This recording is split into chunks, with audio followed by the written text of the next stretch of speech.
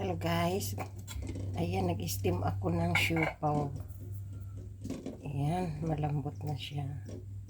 Kaso lang, meron akong nilagay na itlog sa ilalim. Para isang lutuan lang.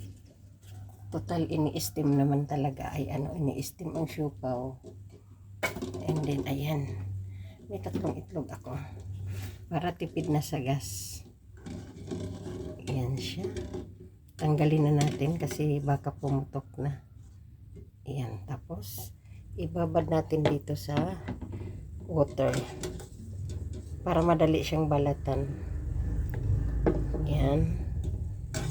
3 lang yan guys. Ayan. 3 lang siya. Tapos, ibalik ko yung siopaw para masyadong maano siya. Ayan o. Sarap na siopaw guys. Ayan siya. Pwede natin dahan-dahan lang pa rin ang apoy. Mahal ang gas kaya kailangan wais tayo. Matuto tayong magtipid. Ayan siya guys. Ayan. Tapos tatakpan muna natin. Ayan. Tapos ito. Dito tayo at ating babalatan ito. Ayan. Balat tayo. Mainit pa.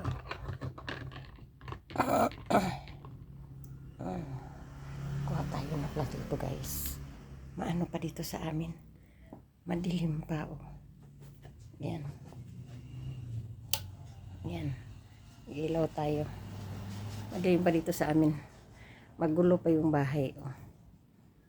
Yan. Magulo pa yung aming paligid. Dahil marami akong mga obligasyon. Ayan. Ayan o. Oh. Kailangan ko pang ayos ng aming tahanan. Ayan guys. Ayan. Ayan. Yan ang aking munting tahanan na magulo. Kailangan ko pang maglinis. Ayan. Yan ang aking munting tahanan. Ayan. Ayan siya guys.